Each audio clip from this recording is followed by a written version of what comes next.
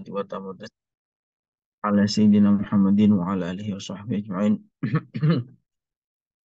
Allahumma akhrijna min dhulumatil wahmi wa akrimna bi nuril fahmi waftah alaina bi ma'rifatil ilmi wa sahhil akhlaquna bil hilmi waj'alna mimman yastami'una al-qawl fayattabi'una ahsanah.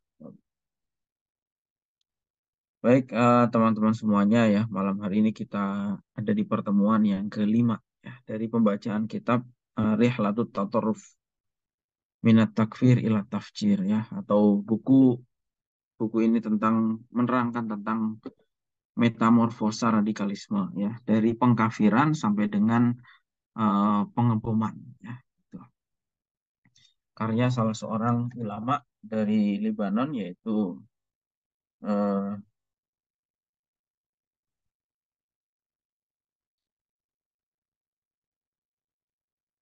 karya seorang anggota Dewan Fatwa, ada anggota Dewan Fatwa di Lebanon, yaitu Syekh Tariq Al-Laham ya. Kita sudah membahas soal definisi, sudah membahas soal sejarah ya. Kemudian kita terakhir kemarin pada hari Rabu yang lalu kita sudah membahas soal eh, apa namanya? Soal aliran ya, sejarah kemunculan aliran-aliran di dalam Islam ya. Bagaimana munculnya pertama dari Islam yang satu, dari Tuhan yang satu, dari Nabi yang satu, Al-Quran yang satu. Kenapa muncul permunculan aliran-aliran itu, sejarahnya seperti apa? Kita sudah bahas pada hari Rabu yang lalu. Kemudian juga eh, apa saja aliran-aliran yang muncul di awal Islam itu ya, dari mulai Jabariyah, kemudian Murji'ah, Mu'tazilah dan lain sebagainya yang muncul di awal-awal di era abad-abad pertama dalam Islam ya. Dan kesimpulannya adalah kita sudah membahas pada hari Rabu yang lalu, termasuk salah satu aliran itu adalah Khawarij ya. Khawarij yaitu aliran ekstrim yang pertama ada atau muncul di dalam Islam. Tetapi kesimpulannya pada hari Rabu yang lalu adalah kanal mutatorifun aqallu minal qalil. Jadi sebetulnya kelompok ekstrim di dalam Islam itu ya sangat kecil sekali porsinya, itu sangat kecil sekali. Sementara yang mayoritas adalah eh, yang berada pada jalur yang benar, itu ya, yaitu Ahlus Sunnah wal Jamaah. Gitu. Nah, karena itu kenapa kemudian kita harus berpegang pada aliran Ahlus Sunnah wal Jamaah atau mazhab Ahlus Sunnah wal Jamaah. Itu yang akan diulas di dalam pembahasan kitab ini ya pada malam hari ini. Jadi beliau memberikan, setelah menerangkan tentang berbagai aliran, kemudian beliau menyampaikan seperti ini ya. Ini di halaman 26. Summa inna a'dhaman ni'amillahi alaina hiya ni'matul iman. Beliau mengingatkan kembali bahwa nikmat yang kita peroleh, nikmat paling besar, nikmat terbesar yang kita peroleh dalam hidup ini adalah nikmat iman. Tidak ada nikmat yang lebih besar dari nikmat iman. Tidak ada nikmat yang lebih besar daripada nikmat iman. Apapun itu ya. Semua nikmat itu kecil. Semua nikmat yang ada di dunia ini kecil. Dan hanya sementara. Hanya sesaat. Harta itu bisa dinikmati sesaat. Itu pun juga nggak sepenuhnya nikmat. Karena punya harta itu juga susah. Susah menjaganya. Ya. Susah merawatnya. Susah mempertahankannya. Dan seterusnya. Susah mencarinya. Gitu ya. Itu harta. Jabatan juga demikian. Jabatan itu ada masanya, yang masanya sangat singkat sekali. Itu kadang-kadang juga memperolehnya juga sangat sulit, itu ya. Banyak yang gagal dan sangat berisiko. Belum pertanggungjawabannya di akhirat, itu ya. Jadi semua nikmat yang ada di dunia ini kecil, ya. Semuanya, dan nikmat yang ada di dunia ini adalah nikmat yang sifatnya adalah sesaat, gitu. Tetapi nikmat yang paling besar sebetulnya yang kita dapatkan di dunia ini adalah nikmat iman. Kenapa? Li'anna biha takunun najat minal khuludil abadi fi nari jahannam. Karena dengan imanlah kita bisa selamat dari apa namanya hukuman selama-lamanya di neraka jahanam. Dan begitu juga dengan imanlah seorang atas eh, apa namanya, atas keputusan Allah, rahmatnya Allah, seseorang bisa mendapatkan surga yang selama-lamanya. Ya. Kalau kita mengatakan selama-lamanya berarti yang nikmat-nikmat yang sesaat yang ada waktunya itu ya berarti nikmat-nikmat yang kecil gitu. Sangat kecil sekali apalagi nikmat dunia ya. Bahkan salah satu hadis mengibaratkan nikmat dunia itu adalah nikmat yang tidak lebih berharga daripada sayap nyamuk gitu. Wal iman la yasbutu illa bi'tiqadil aqidah allati da'a ilaiha ulul anbiya. Dan iman yang benar itu adalah sesuai dengan akidah yang benar, yaitu akidah yang dibawa dari zamannya Nabi Adam sampai dengan Nabi yang terakhir, yaitu Nabi Muhammad SAW. Jadi eh, iman itu dari dulu sama, ya. Syariat syariat tuh bisa berbeda-beda ya. Misalnya syariatnya eh, agama Yahudi, syariatnya Nabi Musa, syariatnya Nabi Isa, syariatnya Nabi Muhammad, syariatnya Nabi Adam itu mungkin berbeda-beda bentuknya. Zamannya Nabi Adam misalnya, karena belum ada manusia lain kecuali anak-anaknya Nabi Adam, maka menikahi saudara kandung itu boleh, misalnya gitu ya. Kemudian eh, di zaman syariatnya Nabi Musa misalnya, ketika seseorang kena najis maka baju itu harus dipotong, misalnya gitu. Syariat itu bisa berbeda-beda, tetapi eh, akidah itu tidak pernah berubah. Dari dulu misalnya yang namanya Tuhan itu ya hanya satu, hanya Allah. Zaman Nabi Adam begitu, zaman Nabi Nuh begitu, zaman Nabi Ibrahim begitu, Nabi Idris begitu, sampai sampai Nabi Muhammad. Semua akidah itu sama. Malaikat tentang Allah dan seterusnya. Itu sama. Syariatnya bisa berbeda-beda. Dan akidah inilah yang harus kita pegang. Nah, wahadhil akidah allati a'azzahallahu bihal muslimin al-awail minas salafis sholih ilal khalafis sholih. Dan akidah ini adalah akidah yang membuat umat Islam itu menjadi mulia. Dari mulai zaman awal Islam sampai dengan dari generasi salafus sholih. Gitu. Sampai kepada kita. Gitu. Dan kemudian watamayyazat aqidatul mu'minin al-awail bil i'tidal wa nabdhi tatarruf wa adami takfiri ahadin min ahlil qiblah. Dan sebetulnya adalah akidahnya orang mukmin yang generasi-generasi awal itu mempunyai salah satu ciri yaitu i'tidal. I'tidal itu berpegang pada kebenaran.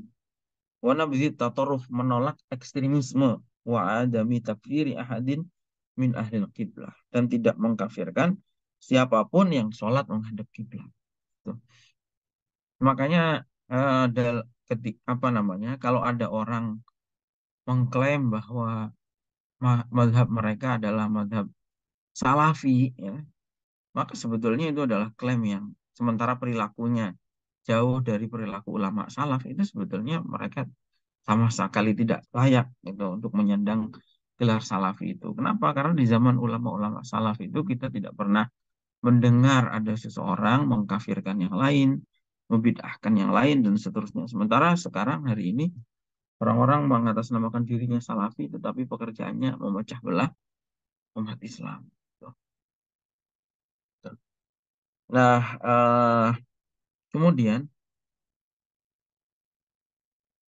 dan akidah salaf itu siapa? Akidah salaf itu ya akidah Ahlus Sunnah wal Jamaah. Nanti akan dibahas di belakang ya.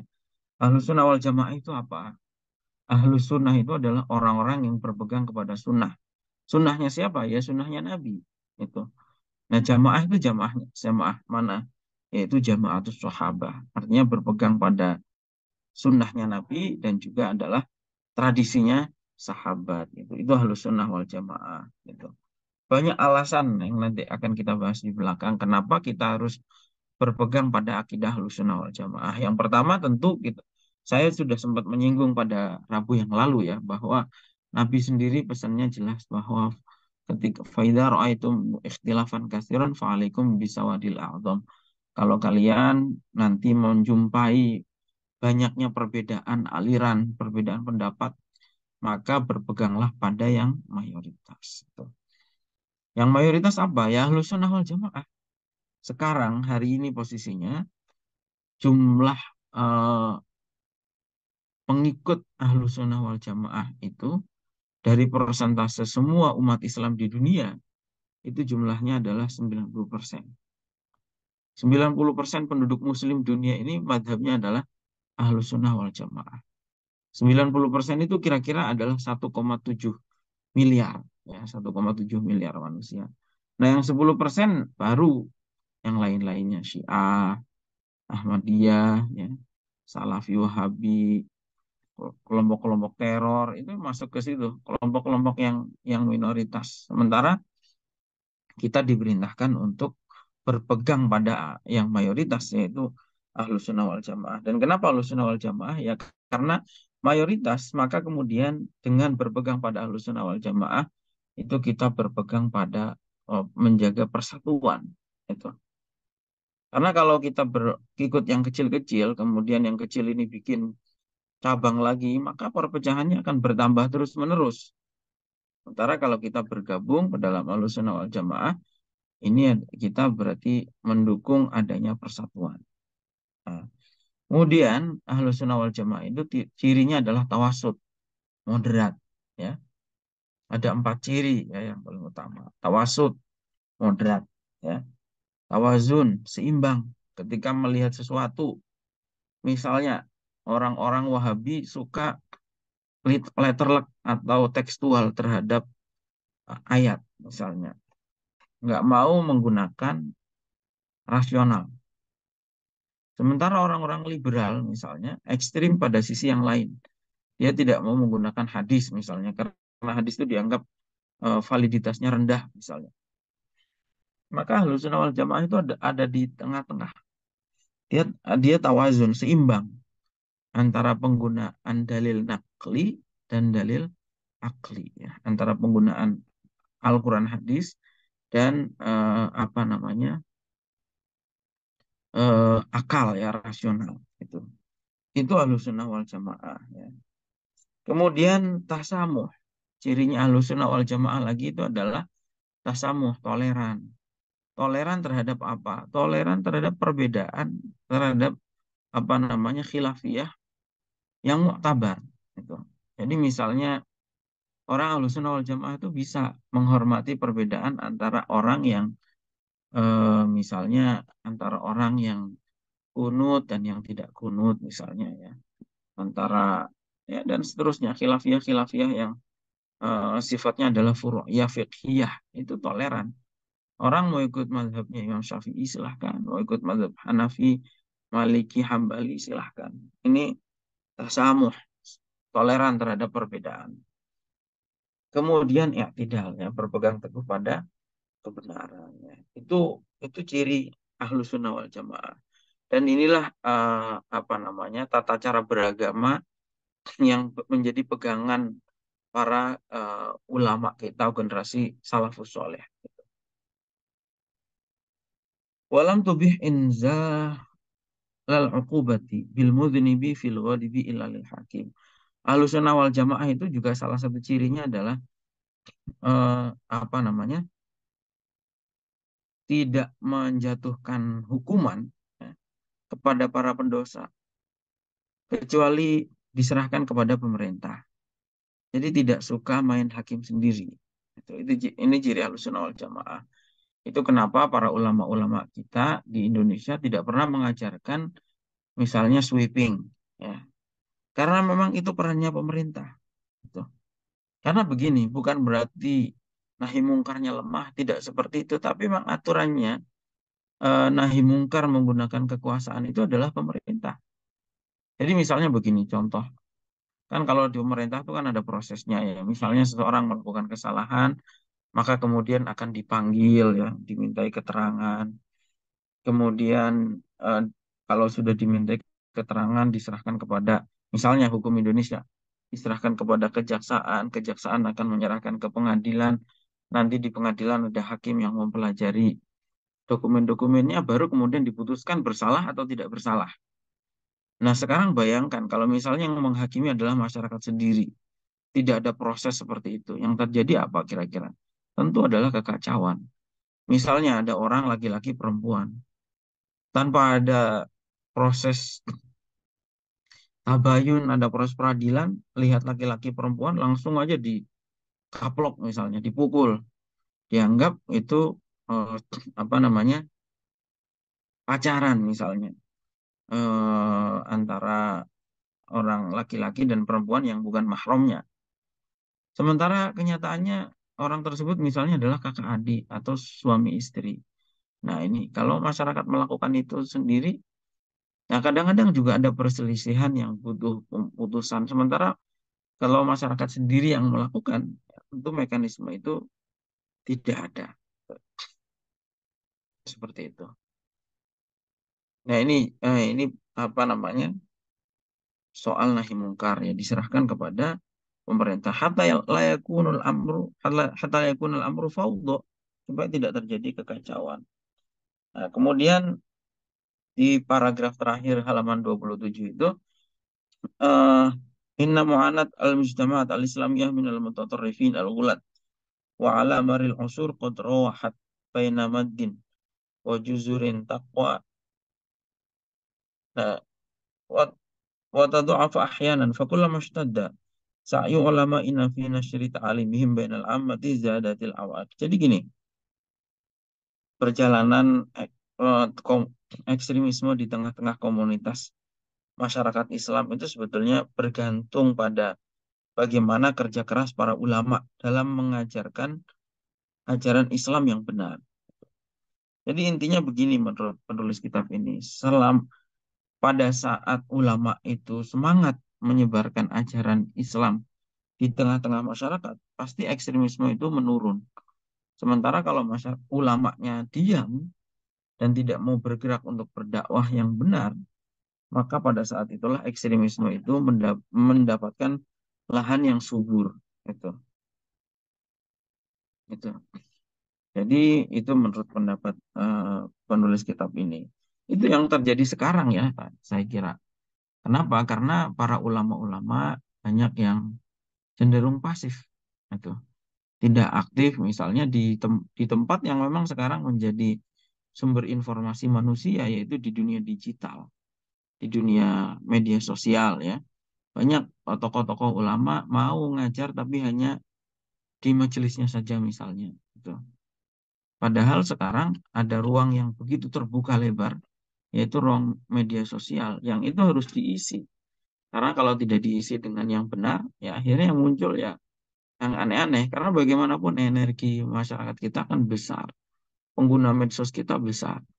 Mau dikasih suguhan apa para pengguna medsos itu kalau tidak ada konten-konten yang moderat gitu. Konten-konten Islam yang benar lah maksudnya begitu ya. Yang ilmiah, yang benar, yang ngajar memang ulama. Bukan hanya sekedar konten kreator. Sekarang kan yang banyak konten kreator. Mungkin nyari nyari AdSense ya, nyari duit dari iklan dan seterusnya. Sehingga yang diajarkan banyak hal-hal yang tidak tepat. Nah, kemudian di halaman berikutnya itu 28 wa yajdurul isyaratu ila anna ahla tatarruf yahtajuna bi ayatin minal Qur'an wa ah wa ahaditsin nabawiyatin yahmilunaha ala ghairi mahmaliha lil iqa'i bi dhahayahum. Semua kelompok ekstrim, kelompok-kelompok radikal, kelompok teror itu saat ini banyak menggunakan, bukan banyak lagi, bahkan hampir pasti menggunakan ayat-ayat Al-Quran dan hadis-hadis Nabi. Kemudian dimaknai secara pemaknaan yang tidak benar, bukan pada tempatnya. Sehingga banyak orang yang terperdaya. Kadang-kadang orang awam itu berpikirnya seperti ini ya. Orang-orang awam ini karena nggak ngerti, haula yahtajuna bil Qur'ani wal hadis. Fala budda ayyakunu alal haq. Oh, mereka sudah mengutip Al-Quran hadis kok pasti benar gitu. Nah, orang menganggapnya begitu, padahal nggak begitu cara berpikirnya. Tetapi berpikirnya itu begini, orang sering tidak mampu memisahkan mana Al-Quran dan mana pemaknaan atau interpretasi manusia. atas Al-Quran itu. Perbedaannya apa? Kalau Al-Quran itu sumbernya adalah dari Allah. Al-Quran itu mesti benarnya. Pasti benar Al-Quran itu. Tetapi tafsir atau pemaknaan itu sumbernya dari manusia. Ayatnya dari Allah. Tetapi yang memaknai ini kan manusia. Nah, pemaknaan itu atau tafsir itu yang relatif. Bisa benar dan bisa tidak. Itu. Nah, kalau yang menafsiri itu orang-orang teroris yang rata-rata memang ilmunya tidak ada, ya banyak salahnya. Pasti banyak salahnya. Gitu. Nah, seperti itu. Tapi masyarakat kita nggak mampu memilah sampai ke situ. Dianggapnya kalau sudah membawa Al-Quran dan hadis, pasti benarnya. Padahal tidak demikian. Kalau Al-Quran hadisnya itu mesti benar. Tetapi pemaknaan atau tafsir manusianya itu bisa salah. Gitu ya. Karena, kemudian eh, karena itu ya, karena kelompok-kelompok ekstrim ini suka menggunakan ayat, menggunakan hadis, maka menjadi tugas ulama untuk meluruskan gitu dan untuk menangani problem masyarakat ini. Ini sebetulnya bukan, saya sering bilang bahwa ini bukan tugasnya TNI, ini bukan tugasnya polisi, ini bukan tugasnya presiden atau apa, tapi ini adalah tugasnya para umat beragama, khususnya para ulama, gitu ya, untuk meluruskan karena memang yang digunakan itu kan Al-Quran. Polisi, TNI itu kan tidak dilatih untuk eh, menafsiri Al-Quran, memahami hadis ya. Mereka dilatih untuk menggunakan senjata, tetapi ini persoalan-persoalan ideologi, persoalan doktrin, persoalan akidah, ya. Sehingga yang perlu meluruskan adalah para ahli-ahli agama, gitu. Sama seperti apa? Salah seorang apa namanya aktivis di Pakistan itu si Malala ya, anak-anak muda perempuan itu pernah mengatakan bahwa dengan senjata Anda bisa membunuh teroris. Polisi, TNI itu punya senjata, mungkin bisa membunuh teroris. Tetapi hanya dengan ilmu, hanya dengan pendidikan, Anda dapat membunuh terorisme. Nah, pemikirannya itu yang bisa membunuh ya ilmu. Gitu. Ketika ilmu itu datang, maka ekstremisme itu hilang. Kalau hanya sekedar peluru, ya, peluru itu bisa membunuh orangnya. Tapi dengan ilmu, dengan pendidikan, doktrinnya itu yang diluruskan. Gitu. Ya, seperti itu. eh nah, wahada torik di halaman 29, wahada torik nafsihi alladhi salakahu ulama unal afadil ala marri zaman ya. Wahada torik, jalan ini, jalan apa maksudnya? Jalan akidah Ahlussunnah wal Jamaah yang moderat ini adalah jalan yang ditempuh para ulama kita sepanjang zaman. Wa huwa ma alaihi sawad al-a'dham minal ummah. Inilah yang mayoritas dari umatnya Nabi Muhammad ala madari al-arba'ati asyara qarnan ya. Sepanjang 1400 tahun 1400 tahun betul ya. Atau 14 abad ya. Selama 14 abad cara beragama ala akidah Ahlussunnah wal Jamaah ini yang diwarisi dari Nabi, sahabat, tabi'in, tabi'in, seterusnya sampai dengan kita. Selama 14 abad gitu. Itu ya seperti ini, yang moderat ini. Adapun yang radikal-radikal tadi itu ya sempalan. Zaman dulu ada Khawarij, mungkin pernah muncul lagi apa gitu. Sekarang zaman kita ngalami ya orang seperti ISIS, Salafi, Wahabi, jumlahnya kan sebetulnya kecil. Terus eh, kalimat sa'yu litaghyir. Untuk apa yang sudah ada sanatnya selama 14 abad ini, selama 1400 tahun, kemudian mau diubah-ubah gitu, dengan alasan bid'ah, kafir, dan seterusnya. Untuk apa lagi? Fal aqidatul asy'ariyah wa misluha al maturidiyah hiyal aqidah allati kana wa la yazalu 'alaiha jumhurul ummah al muhammadiyah. Akidah Asy'ariyah, begitu juga Maturidiyah adalah akidah yang dipegang oleh mayoritas umatnya Nabi Muhammad. Hukaman wa mahkumin, baik oleh pemerintahan maupun oleh rakyatnya. Tadi saya sudah sampaikan bahwa 90% berdasarkan berbagai survei yang pernah dilakukan, 90% umat Islam di dunia ini Ahlus Sunnah wal Jamaah. Gitu. Nah, dan ya itu yang kita diperintahkan untuk ikuti, yaitu yang mayoritas. Karena memang yang mayoritas itu kemungkinan salahnya sangat kecil. Apalagi itu sudah dijamin oleh Nabi, la tajtami ummati ala dhalalah. Gitu. Itu ya. Nah, yang jumlahnya kalau di dari segi angka itu ya sekitar 1,7 miliar, 90%. Yang lain-lainnya ya sempalan-sempalan tadi itu ya. Ada aliran yang bermacam-macam. Nah, itu yang harus dijauhi. Itulah yang membuat orang umat Islam ini terpecah. Itu ya. Itu akidah-akidah yang ada di luar Ahlus Sunnah wal Jamaah. Itu. Nah, kita jangan terpengaruh dengan yang lain-lain meskipun itu tahta unwan at-tajdid. Wah, bilangnya ini perlu pembaharuan atau awailah madhabiyah. Nggak usah pakai madhab-madhaban. Makanya guru saya itu Syekh Muhammad Said Ramadan Al-Buti sampai menulis kitab judulnya adalah Al-Madhabiyah Akhtaru Bid'atin Tuhaddidu Syariah Al-Islamiyah. Itu propaganda yang mengatakan tidak perlu pakai madhab itu adalah bahaya yang mengancam agama Islam. Gitu. Ataupun awitibai salaf atau propaganda pengikut ulama salaf. Padahal jelas dia orang-orang salafi ini bukan pengikutnya ulama salaf. Dia mengikuti Muhammad bin Abdul Wahab atau Nasiruddin Albani yang hidup baru di abad ke-19. Gitu. Baru saja. Sementara ulama-ulama yang selama ini kita ikuti, Imam Syafi'i, imam imam-imam yang lain, itu adalah ulama-ulama yang hidup di abad kedua Hijriah. Itu. Mereka yang disebut ulama salaf, bukan pendiri Wahabi itu ya. Kalau pendiri Wahabi baru abad ke-18. Nasiruddin Albani abad ke-19. Itu. Jadi kadang-kadang ada propaganda seperti itu ya. Alasannya tajdid, pembaharuan, awillah madhabiyah, tidak perlu pakai madhab, tiba salaf, langsung aja ke Al-Quran Sunnah gitu. Padahal apa namanya? Ini bahaya, ini propaganda yang berbahaya.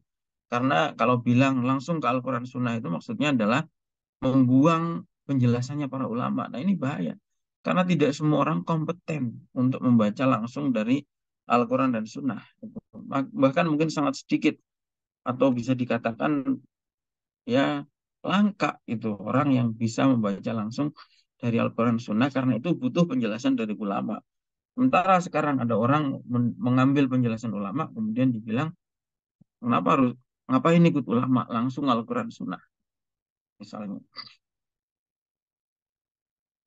Itu sama kayak orang mau berobat kemudian dibilang nggak usah ke dokter langsung aja ambil bahan-bahan kimia itu. Nah, mungkin yang ada bukan berobat, tapi malah keracunan mati ya. Karena tidak ngerti diagnosisnya, tidak ngerti takarannya, dan seterusnya. Nah, kemudian adalah, atau kadang-kadang propaganda itu adalah syiarud dakwah ilal hukmi bima anzalallah. Ya, di halaman berikutnya itu, di halaman 30, syiarud dakwah ilal hukmi bima anzalallah. Gak usah ikut-ikutan ulama, kita ikut hukum Allah. Padahal yang selama ini membawa hukum Allah itu siapa? Ya para ulama itu.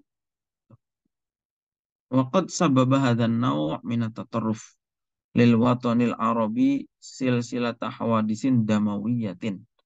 Bada'at fi Misr mururan bi Suria wal Urdun wal Jazair wal Maghrib wal Yaman gitu. Wa ghairiha ya. Jadi slogan-slogan seperti ini, mari berhukum dengan hukum Allah. Nggak usah ikut ulama, nggak usah ikut pemerintah. Ini yang menurut penulis kitab ini, yang orang yang hidup di negara konflik di Lebanon ya, dia mengatakan slogan seperti ini, propaganda seperti ini, yang membuat negara-negara Arab itu mengalami rangkaian kekerasan yang sangat berdarah-darah, yaitu yang disebut Arab Spring dari tahun 2011 sampai hari ini. Di Mesir di sini disebutnya, di Mesir betapa banyak orang atas nama slogan itu kemudian membunuh tentara dan lain sebagainya, dibalas lagi oleh tentara, demonstran dilindas pakai tank perang itu. Dulu ya tahun 2011 itu betul-betul berdarah sekali peristiwa pada saat itu. Di Suriah juga demikian, di Yordania, wal Urdun, wal Jazair, wal Maghrib, wal Yaman, dan negara-negara yang lain. Wa akhadhal khorob. Jadi sampai yang terjadi adalah kehancuran yang terjadi di mana-mana ya. Prihatin kita kalau lihat negara-negara Arab hari ini ya. Misalnya di Libya. Libya itu dulu negara yang sangat kaya raya sekali. Negara terkaya di Afrika itu Libya. Zaman Muammar Gaddafi. Ya. Nah, tapi kemudian atas nama mengatakan bahwa Muammar Gaddafi ini kafir, tidak menggunakan hukum Allah. Sekarang negara itu hancur ya. Bahkan jangankan jadi negara kaya. Sekarang krisis listrik, krisis energi, krisis pangan, dan seterusnya. Padahal orang yang dikafirkan itu Muammar Gaddafi itu gak senang bangun masjid. Orangnya senang bangun masjid di mana-mana. Di Indonesia aja ada Masjid Muammar Gaddafi ya, masjid yang dipakai oleh Arifin Ilham ya. Dan di juga apalagi di negara-negara kecil di Afrika. Muammar Gaddafi banyak sekali membangun masjid di sana, membangun infrastruktur sosial. Tapi atas nama propaganda berhukum dengan hukum Allah, yang terjadi adalah rangkaian kekerasan yang tidak menguntungkan sama sekali ya gitu. Kalau kalau masalah seperti ini saya sudah ngalami langsung ya pada saat itu. Saya karena dulu dari Suriah ngungsinya pertama ke Yordan, lalu ke Arab Saudi dan Lebanon, jadi hampir sedikit banyak tahu lah persoalan persoalan apa yang dialami masyarakat pada saat itu ya. Itu kenapa kita penting menjaga kondusivitas ya, jangan menjaga persatuan, jangan sampai atas nama, jangan sampai mudah termakan propaganda-propaganda seperti tadi gitu. Nah, kemudian banyak terjadi di sini yaitu eh, pengeboman tafjirat tantakilu min qitor ila motor ya, dari tempat-tempat publik, stasiun kereta api, bandara dan lain sebagainya ila aswakin sya'biyatin, pasar rakyat aja dibom ya. Sampai kemudian afrodul quwa al-amniyah wal masyayikh, termasuk para ulama yang menjadi korban ya. Wal masyayikh wa ghairihim. Nah, sayangnya apa? Bismil Islam. Itu semua kehancuran itu di atas namakan jihad demi Islam. Nah, ini yang ngawur. Ya. Kadziban wazuron. Itu adalah satu kebohongan yang sangat parah sekali ya. Gitu. Dan itu yang terjadi di Timur Tengah pada saat itu. Orang atas nama Islam bunuhi para ulama, ngebomi masjid, dan seterusnya. Membuat nama Islam betul-betul hancur ya. Gitu. Atas kebohongan di atas namakan Islam. Sama kalau di Indonesia juga kan gerakan-gerakan seperti ini ya, ingin mengacaukan negara atas namanya aksi bela Islam misalnya gitu. Dia tidak berpikir panjang ketika terjadi chaos itu apa dampaknya gitu. Nah, gitu. Kemudian apa? Wa fi awakhiril qarnil 20 nasya'at nasyiatun fi ba'dil bilad al-islamiyah ta'taniqu madhabal khawarij min jadid. Di akhir abad ke-20 itu kemudian muncul di sebagian negara Islam neo khawarij ya gitu. Yang seperti apa ciri-cirinya? Yaitu man ya'taqidu kufra man yartakibu maksiatan minal ma'asi. Kalau ada orang melakukan kemaksiatan, baru kemaksiatan aja, satu kemaksiatan langsung dianggap kafir. Bahkan kafaro jami al muslimin wa in shollu wa shomu wa zaku wa hajju, mengkafirkan seluruh umat Islam meskipun dia sholat, meskipun puasa, meskipun zakat, dan meskipun haji. Ini yang terjadi. Soalnya seperti ISIS loh contohnya. Orang jelas-jelas misalnya teman-teman saya dulu ya, guru-guru saya dulu. Orang tiap tiap sholat 5 waktu juga sholat di masjid ya. Kemudian habis sholat mesti ngaji dan seterusnya, puasa puasa, Senin Kamis dan lain sebagainya. Tapi dikafirkan dan masjidnya dibom sama mereka itu. Ya gitu. Bi'tibarihim laisu min jama'atim, hanya karena mereka tidak termasuk kelompoknya. Ini yang disebut doktrin sesat al-wala wal barok. Gitu. Kalau bukan kelompoknya, pokoknya kafir harus diserang. Gitu. Nah ini menyimpang. Padahal al-wala wal barok ini di Al-Quran nggak ada. Ya. Istilah al-wala wal barok itu di hadis juga nggak ada. Gitu. Tapi begitu kekehnya mereka berpegang pada doktrin seperti itu. Wahakamu ala mujtama'atil muslimin al-mu'asyirin bi annaha mujtama'atun jahiliyah. Bahkan mengatasnamakan komunitas Islam yang ada hari ini itu adalah komunitas jahiliyah itu. Wabitali hakamu ala diyaril muslimina wa biladihim bi annaha daru kufrin. Bahkan menganggap negara-negara mayoritas muslim itu sebagai negara kafir. Itu wala'iyadzubillah ya. Dan kita berlindung dari paham-paham yang seperti ini ya. Minad dolal wal idlal. Berlindung dari kesesatan maupun menyesatkan orang ya gitu. Seperti yang dilakukan oleh kelompok-kelompok ini yaitu neo Khawarij itu ya. Ini di sini tidak disebutkan secara eksplisit tapi kalau lihat ciri-cirinya ya ini adalah ajarannya awalnya adalah istilah-istilah jahiliyah modern misalnya. Itu pertama kali yang mencetuskan adalah Said Qutb ya. Said Qutb yang pertama kali mencetuskan istilah dunia hari ini sudah kembali ke jahiliyah, jahiliyah modern katanya. Tuh. Begitu juga yang suka mengkafirkan hari ini ya tidak lain kelompoknya kecuali Salafi Wahabi ini. Tuh. Nah, inna hadza tatarruf. Jadi, halaman berikutnya itu inna hadza tatarruf al-qa'im fi hadhihi al-majmu'at ma huwa illam tidadun li juzurin ibtada'at minal khawariji wa ifrazatiha al-khatirati haitsu qama mabda'uhum ala fikratil hakimiyah. Sebetulnya aliran-aliran yang ekstrim ini basic ideologinya adalah yang disebut dengan doktrin hakimiyah, yaitu anggapan bahwa inna man hakama bi ghairil islami walau fi mas'alatin wahidatin fahuwa kafirun mutlaqan min ghairi tafsil. Bahwa semua orang yang dianggap tidak menerapkan satu saja dari hukum Islam itu, maka dia hukumnya kafir secara mutlak. Gitu. Padahal kalau ulama-ulama kita di Ahlus Sunnah itu kan dipilah. Orang itu tidak menjalankan ketaatan, kenapa? Tidak menjalankan perintahnya Allah itu kenapa? Kalau dia tidak menjalankan perintah Allahnya itu karena malas misalnya, maka maka tidak bisa dihukumi sebagai kafir gitu. Karena uzur apalagi, misalnya orang tidak sholat karena memang ketiduran ya. Tidak bisa kita hukumi sebagai orang kafir gitu. Beda dengan orang-orang Khawarij ini. Pokoknya tidak menjalankan satu saja dari perintah Allah, maka hukumnya kafir.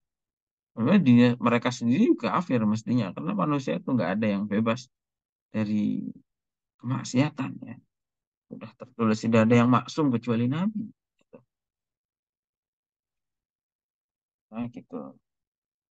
Dan bahkan tidak hanya mereka tidak cukup mengkafirkan perorangan, tetapi juga adalah pendapatnya adalah begini, innal malika idza hakama bi ghairi syar'i sara kafiron. Sesungguhnya seorang pemimpin negara, baik itu raja, presiden, perdana menteri atau apapun, ketika tidak menerapkan hukum syariah itu kafir.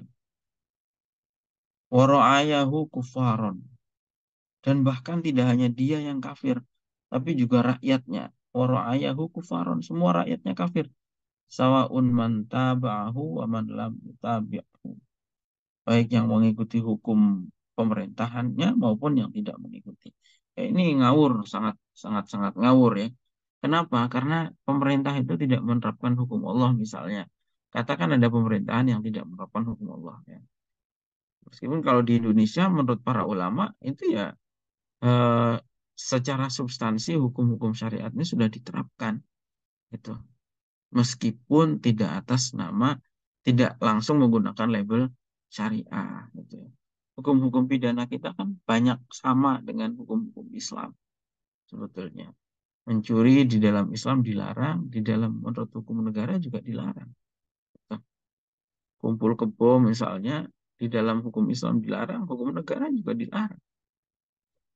Dan seterusnya, merampok, ya apalah yang menurut jadi eh, secara substansi hukum-hukum syariat itu sudah dimasukkan ya di dalam sistem negara. Tetapi andaikan itu ada pemerintahan yang tidak menerapkan hukum syariat, Itu kalau menurut para ulama, ya menurut mayoritas ulama Ahlussunnah wal Jamaah harus ditelaah dulu gitu. Kenapa tidak menerapkannya? Seperti karena contohnya seperti Raja Najasyi ya. Raja Najasyi itu adalah raja yang tadinya Nasrani, rakyatnya juga Nasrani. Tetapi kemudian Raja Najasyi ini masuk Islam. Tetapi setelah Raja Najasyi masuk Islam, Raja Najasyi itu tidak menerapkan hukum Islam. Padahal dia adalah raja dan sudah Islam, tetapi tidak menerapkan hukum Islam. Kenapa? Harus dilihat dulu. Apa Raja Najasyi itu imannya tidak serius? Ini persoalan lain. Tetapi yang terjadi pada Raja Najasyi itu adalah Raja Najasyi tidak atau belum menerapkan hukum Islam karena rakyatnya masih Kristen. Gitu. Sehingga kalau diterapkan hukum Islam, maka yang akan terjadi adalah kekacauan. Bukti bahwa dia masih iman, ketika dia meninggal, Nabi mengajak para sahabat untuk salat gaib dan mengatakan bahwa itu adalah hamba yang soleh, hamba Allah yang soleh. Ini seperti itu. Jadi dilihat dulu. Raja Najasyi itu tidak menerapkan hukum Allah, tetapi dia tidak menerapkannya karena kondisi rakyatnya yang belum siap. Itu tidak digeneralisir seperti para teroris ini. Pokoknya kalau kalau tidak menerapkan hukum Islam, apapun alasannya, langsung kafir saja. Nah, enggak begitu ya.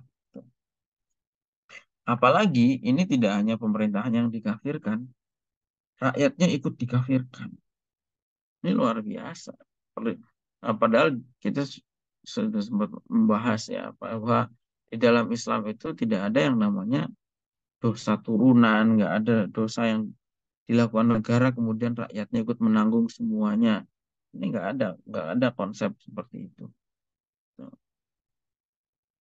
Orang yang hubungan yang paling dekat, bapak berbuat dosa, anak itu ya selama dia tidak ikut mendukung dosa itu, ya dia tidak ikut mendapatkan dosanya. Ya. Tetapi ini eh, apa namanya sampai pada tahap mengkafirkan semua rakyatnya, baik yang taat maupun yang tidak mentaati. Nah, kesimpulannya apa? Nastakhlisu min dzalika kullihi anal afkar tatakarrum. Bahwa sebetulnya pemikirannya itu turun-temurun. Makanya dalam istilah lainnya begini. eh, wa anal asma hiya allati tataghayyar ya. Bahwa pemikirannya sama tetapi namanya berubah-ubah ya. Atau dalam bahasa lain yang gampang begini. Ideologi ormas itu bisa bubar, ormas itu bisa gonta-ganti. Tetapi ideologi ini tidak akan pernah mati ya. Itu. Dari dulu yang namanya ekstremisme itu ya namanya bisa berubah-ubah, namanya Khawarij, namanya apalah sampai hari ini ada CAD, CI dan yang lain-lain. Tetapi eh, namanya bisa berubah-ubah, tetapi cita-citanya dari dulu dari zaman Khawarij sampai sekarang narasi yang diangkat ya sama, bahwa tidak menerapkan hukum Allah. Seperti itu.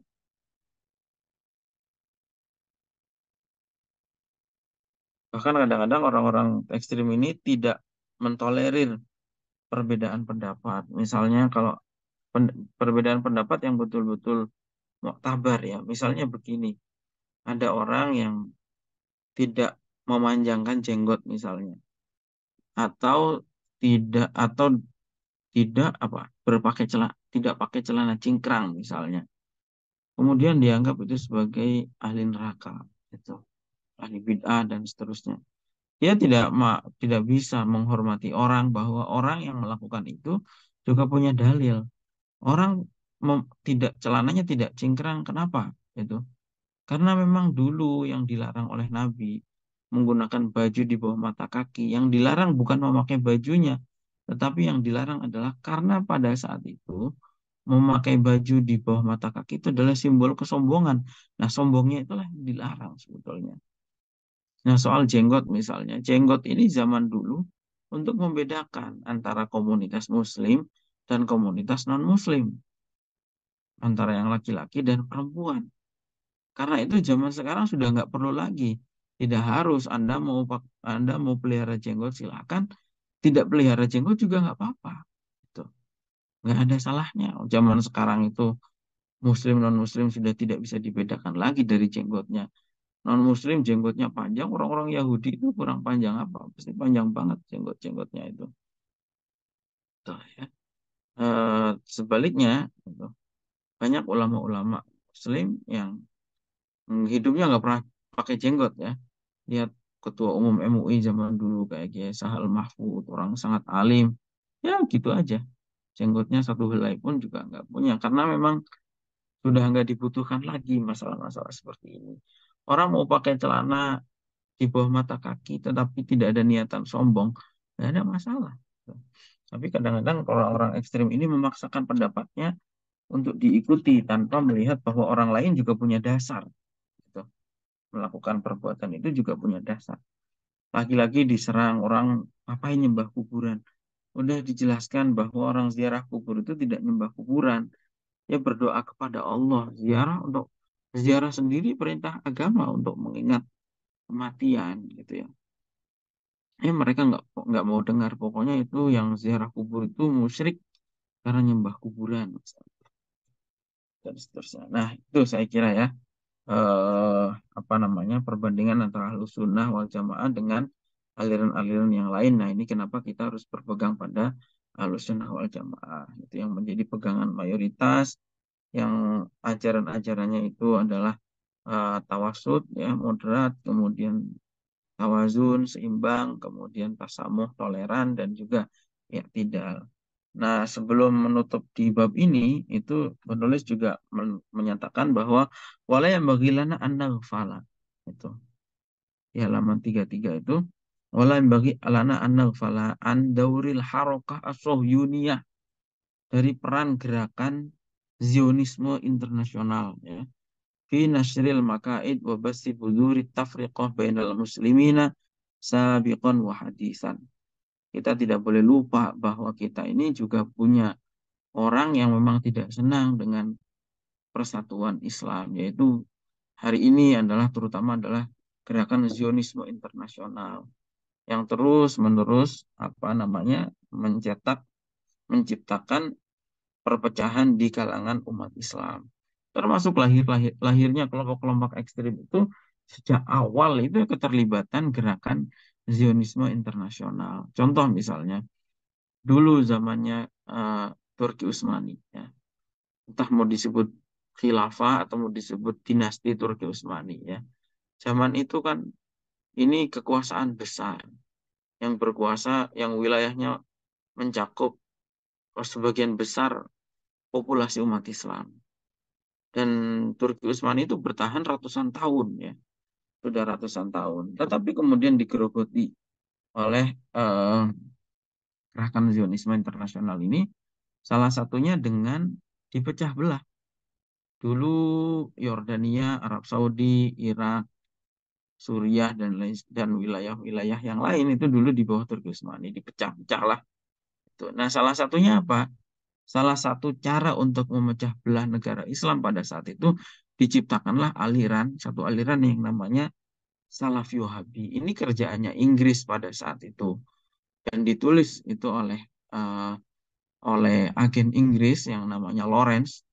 Eh, di buku autobiografinya judulnya adalah The Convention of British Spy. Ya, itu catatan tentang tugasnya sebagai mata-mata Inggris, agen Inggris itu salah Wahabi itu.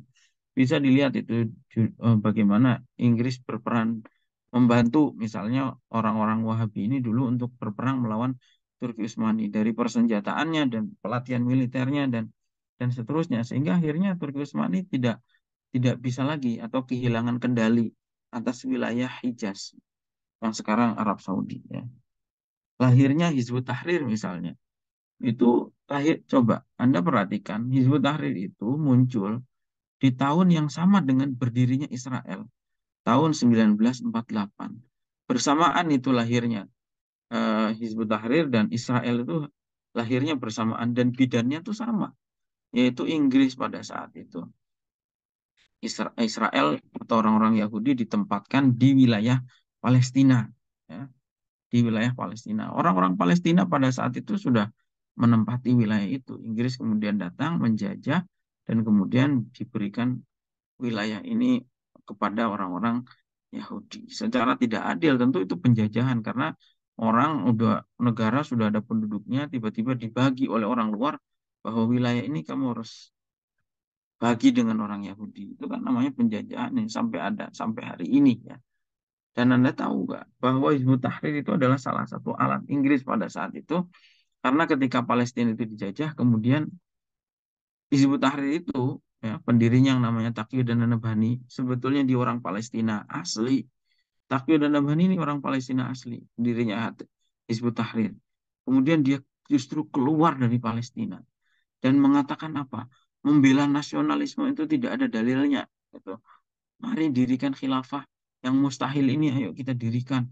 Kalau Palestina itu biarkan aja itu kasih ke Israel. Nah itu dulu gerakannya Hizbut Tahrir dari pendirinya Hizbut Tahrir. Ya. Ini kerjaannya Inggris. Ya. Al-Afiyati, Al-Qaeda misalnya yang menjadi sumber salah satu sumber Islam menjadi hancur ceceranya ya karena gerakan seperti Al-Qaeda ini. Dan semua saya kira tahu ya. Seluruh dunia tahu bahwa Al-Qaeda itu ya awal kali mendapatkan pelatihan militer, mendapatkan persenjataan, itu ya dari CIA ya, dari intelijennya Amerika ketika di perbatasan Afghanistan dan Pakistan. Meskipun pada saat itu atas namanya untuk memerangi Uni Soviet. Ya. Tetapi kan Al-Qaeda ini kemudian eh, apa namanya langsung maupun tidak langsung ya ada peran Amerika di situ. Termasuk kemudian yang baru adalah kemunculan ISIS gitu. Dari zaman dulu ya, makanya ISIS itu ya dari zaman dulu maksudnya peran-peran pihak luar ya itu selalu ada dalam menciptakan aliran-aliran baru di dalam Islam ya zaman Inggris jajah India juga begitu banyak sekali diciptakan aliran-aliran baru aliran yang namanya Ahmadiyah aliran yang namanya Bahaiyah aliran yang namanya Sikh dan lain sebagainya gitu. Itu kenapa sampai hari ini aliran-aliran yang menyimpang ini kantor utamanya kebanyakan ada di Inggris ya. Ahmadiyah itu ada khalifahnya dan khalifahnya kantornya di Inggris. Kemudian Hizbut Tahrir itu sampai sekarang Hizbut Tahrir itu sudah mengalami 3 kali pergantian pemimpin ya. Pemimpin pertamanya namanya Taqiyuddin Nabhani, pemimpin nomor 2 namanya Abdul Qadir Zalum, dan pemimpin yang ketiga sekarang atau Abu Rusta. Itu semua kantornya di London di Inggris. Tuh. Di saat negara-negara mayoritas Muslim sudah melarang Hizbut Tahrir, di Inggris justru mereka diberi kebebasan. Apakah itu menunjukkan bahwa Inggris itu peduli perjuangan Islam? Karena mendukung Hizbut Tahrir atau karena memang Inggris ingin Islam semakin rusak dengan kehadiran aliran-aliran menyimpang yang seperti ini gitu. Termasuk Ahmadiyah ya, dan seterusnya. Ini beliau mengingatkan terkait masalah ini supaya kita juga punya kewaspadaan bahwa eh, termasuk yang sekarang lagi ramai bagaimana beberapa orang diberi kunjungan ke Israel dipertemukan dengan Presiden Israel ya bahkan katanya itu orang NU ya bahkan yang bahkan orang-orang bahkan ketua rombongannya itu adalah eh, salah satu pengurus Masjid Istiqlal gitu ya yang mengurus program kaderisasi ulama dan lain sebagainya itu masuklah institusi-institusi yang mendukung Zionisme Israel ini bekerja sama dengan Istiqlal seperti Institut Laimena dan lain sebagainya ya. Ini kalau orang-orang kita sadar sebetulnya itu bagian dari infiltrasi mereka ya. Bagaimana bukan bukan bukan berarti kaderisasi ulama itu salah, bukan itu poinnya, tetapi adalah orang-orang ini memasukkan agenda-agenda yang agenda-agenda yang sebetulnya untuk kepentingan orang luar ke dalam tubuh kita itu di tubuhnya Islam maksudnya. Ya. Misalnya gitu. Sampai di Istiqlal itu kan sampai ada kursus bahasa Ibrani segala itu untuk apa? Saya sendiri nggak paham itu. Orang bahasa Arab aja masih sedikit yang bisa ya. Tapi di Istiqlal itu kursus bahasa Ibrani bahasanya orang Israel ya. Ngerti itu tujuannya apa ya. Jadi contoh-contoh seperti itu Tapi ya bagaimanapun kita nggak bisa hanya menyalahkan orang luar. Karena sehebat apapun orang luar, itu karena lemahnya kita terlalu mudah untuk diinfiltrasi gitu ya. Nah, yang terakhir adalah wala budda minal isyarati ila annahu yambaghi di halaman 34 ya, itu di paragraf pertama wala budda minal isyarati ila annahu yambaghi an numayyiza baina tadayyun alladhi huwa al-iltizam bi ahkamiddin wa tatarruf alladhi huwa ghuluwun wa tajawuzun wa bu'dun an ma'ani syari'atis samha. Jadi poinnya adalah di penutup bab ini, beliau ingin mengatakan bahwa ekstremisme dan ketaatan beragama itu dua hal yang berbeda. Sekali lagi, jangan disamakan antara orang yang taat beragama dengan radikalisme itu beda. Beda jauh. Kenapa? Karena karena yang namanya radikalisme itu lahirnya dari kebodohan. Orang menjadi radikal itu karena bodoh terhadap hukum Islam. Sementara agama itu selalu asasnya adalah ilmu. Itu beda antara keduanya ya. Orang taat beragama itu sangat baik ya. Sementara ekstremisme ini justru adalah menjauhi makna agama yang sesungguhnya, menjauhkan manusia dari makna agama yang sesungguhnya. Kalau agama itu landasannya adalah ilmu, orang beragama itu harus dengan ilmu. Makanya sampai Allah itu kan jelas ya, innallaha la yu'badu bil jahli. Gitu. Bahwa Allah itu nggak mau disembah dengan kebodohan. Allah mau orang taat melakukan Allah mau orang beragama, tapi beragamanya harus dengan cara yang dengan ilmu, dengan kepintaran, bukan dengan kebodohan gitu ya. Sementara bedanya lagi, kalau agama itu landasannya adalah ilmu, radikalisme itu landasannya kebodohan. Kalau agama itu mendatangkan rahmat, mendatangkan apa namanya toleransi, sementara radikalisme itu membawa kehancuran. Nah, ini bedanya. Makanya melawan radikalisme itu bukan dengan menjauhi agama sama sekali. Kalau ada orang berpikir jangan beragama supaya tidak radikal, itu salah ya. Justru menghadapi radikalisme itu dengan beragama yang benar, itu dengan ilmu. Gitu. Karena orang itu menjadi radikal karena tidak ada ilmunya. Gitu. Sekarang tinggal bagaimana orang menambah ilmu supaya agamanya menjadi benar. Gitu. Ya, saya kira ini bagus ya dari penulis kitab ini terkait supaya kita jelas posisinya bahwa apa namanya eh, ekstremisme itu dengan religiusitas itu dua hal yang berbeda. Taat beragama itu baik sih. Karena itu landasannya adalah ilmu, sementara radikalisme itu kejahatan, landasannya adalah kebodohan. Gitu. Itu saja saya kira ya untuk malam hari ini. Eh, apakah ada yang ingin ditanyakan atau ingin disampaikan? Silahkan.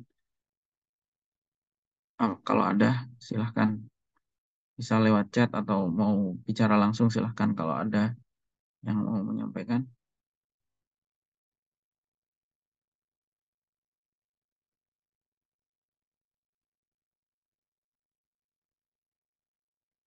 Nggak ada ya? Cukup ya. Baik, saya kira itu. Eh, ini ada apa ini terkait kunjungan NU di Israel, serangan pada NU oleh Hakimiyah banyak. Sebetul, jadi perlu diluruskan mungkin ya terkait. Jadi bahasanya bukan kunjungan NU sebetulnya, karena memang bukan itu sudah dijelaskan oleh pengurus PBNU bahwa kunjungan itu bersifat pribadi, ya, Buk- bukan atas nama organisasi, bahkan tidak sepengetahuan organisasi. Bahkan pengurus-pengurus NU sendiri tidak tahu itu. Mereka ini berangkat ke sana itu siapa saja, kemudian atas sponsor siapa itu, apalagi sampai meminta rekomendasi dari NU sebetulnya tidak gitu ya. Jadi apa namanya? Itu bukan kunjungan NU sebetulnya, tetapi kunjungan personal-personal ya. Tadi saya sudah sampaikan yang memimpin kan salah satu. Jadi ini memang kesalahan pemberitaan itu sebetulnya dari pertama dari apa namanya Republika ya, ketika menulis secara provokatif dalam judul beritanya mengatakan bahwa Nahdien sowan kepada Israel, kepada Presiden Israel. Ya. Dari mana dia tahu bahwa itu Nahdien gitu? Orang akhirnya menjadi menjadi salah paham, menganggap bahwa itu adalah kunjungan organisasi. Padahal jelas itu kunjungan yang sangat eh, personal gitu, kunjungan pribadi. Gitu. Jadi eh, sebetulnya gini ya, kalau kalau soal apa namanya dialog, kalau mau dialog saja itu ya tidak ada masalah sebetulnya. Tapi momentum sekarang itu kan tidak pas. Momentumnya tidak pas sekali karena kunjungan itu dilakukan di tengah pembantaian, di tengah genosida yang terus dilakukan Israel kepada rakyat Palestina. Gitu. Jadi kunjungan itu kunjungan yang bermuatan propaganda dukungan kepada Israel gitu. Apalagi dengan gestur foto yang seperti kita lihat itu ya. Fotonya dengan senyum, dengan bangga gitu. Seakan-akan eh, seperti mendukung gitu ya. Jadi saya kira bahwa ada serangan-serangan orang yang memang tidak suka kepada NU, ya itu sudah mereka mendapatkan momentumnya gitu ya. Meskipun sudah dijelaskan berkali-kali bahwa itu kunjungan pribadi tanpa sepengetahuan PBNU, tetapi memang orang-orang yang pendukung Hakimiyah tadi, ya, orang-orang yang memang pada dasarnya tidak suka dengan NU, ya mereka mendapatkan momentum untuk menyerang gitu. Tetap aja mengaitkan bahwa kunjungan itu terus organisasi. Padahal kunjungan-kunjungan seperti itu sebetulnya sudah terjadi setiap tahun. Dan itu pesertanya adalah tokoh-tokoh agama, tokoh-tokoh aktivis, wartawan. Itu sudah pernah terjadi. Banyak tokoh-tokoh Muhammadiyah pernah ke sana. Ada Din Samsudin dulu ya. Ada Profesor Syafiq Mugni, ketua PP Muhammadiyah. Dulu juga ada beberapa pengurus MUI yang pernah ke sana. Kemudian juga ada siapa? Rombongan wartawan dari Kompas, dari Metro TV, dari Jawa Pos dan lain sebagainya pernah ke sana. Kalau yang dilakukan itu adalah dialog yang benar, yang apa namanya ada powernya seperti yang dulu dilakukan oleh Gus Dur. Saya kira yang dilakukan oleh Gus Dur itu ada aspek manfaatnya gitu. Tetapi ketika yang melakukan adalah orang-orang yang seperti kemarin ke sana, ya mereka ini siapa gitu. Mungkin didengar saja tidak gitu ya oleh pimpinan Israel itu ya. Jadi lebih kepada akhirnya lebih kuat pada propagandanya bahwa apa namanya bahwa Israel yang saat ini terpojok itu mendapatkan dukungan karena masih ada orang yang mau berkomunikasi dengan mereka. Dalam hal ini orang yang diatasnamakan NU tadi itu. Gitu ya.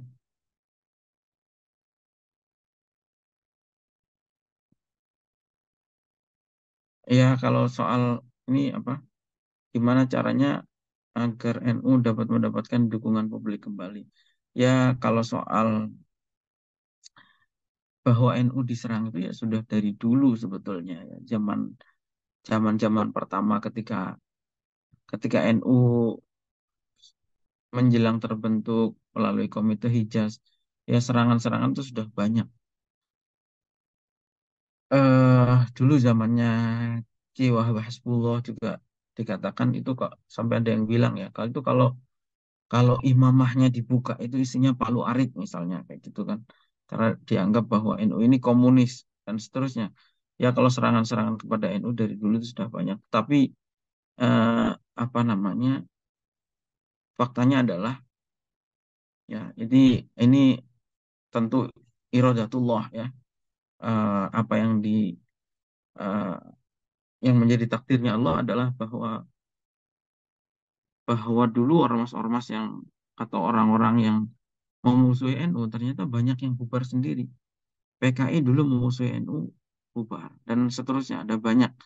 Dan faktanya ternyata NU ini meskipun diserang terus di media sosial dan itu serangan yang memang terorganisir oleh buzzer ya.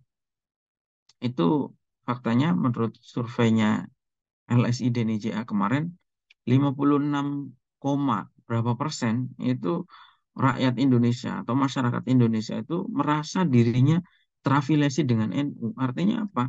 Ya NU itu diserang di medsos sih, benar. Tetapi faktanya orang yang merasa terafiliasi dengan NU itu sangat besar sekali di Indonesia. 56% lebih penduduk Indonesia ini merasa dirinya NU gitu. Jadi itu tidak perlu khawatir saya kira. Kita pokoknya selama kita memegang teguh ajaran para ulama-ulama kita yang bersanad dari gurunya sampai kepada Rasulullah, kita anggap itu sebagai kebenaran, ya tidak perlu ragu untuk berpegang pada itu. Yang jelas, kalau kebenaran itu seperti Al-Quran katakan, apa namanya, فَأَمَّا الزَّبَدُ فَيَذْهَبُ جُفَاءً وَأَمَّا مَا يَنفَعُ وَأَمَّا مَا يَنفَعُ النَّاسَ فَيَمْكُثُ فِي الْأَرْضِ. Apa yang bermanfaat itu pasti akan tetap eksis ya. Dan NU ini sudah 1 abad lebih bertahan meskipun serangan bertubi-tubi, tetapi sudah teruji resiliensinya. 1 abad lebih NU bisa bertahan gitu sampai sekarang, bahkan menjadi sangat besar, mungkin salah satu organisasi agama terbesar di dunia. Baik, mungkin itu ya teman-teman sekalian untuk hari untuk malam ini ya. Mudah-mudahan apa yang kita pelajari ini bermanfaat ya. Dan mudah-mudahan kita senantiasa ditambah pengetahuan kita oleh Allah dengan ilmu yang bermanfaat, dengan ketakwaan dan ketaatan yang semakin eh, bertambah juga ya. Demikian insya Allah kita sambung lagi pada hari Rabu yang akan datang. Assalamualaikum warahmatullahi wabarakatuh.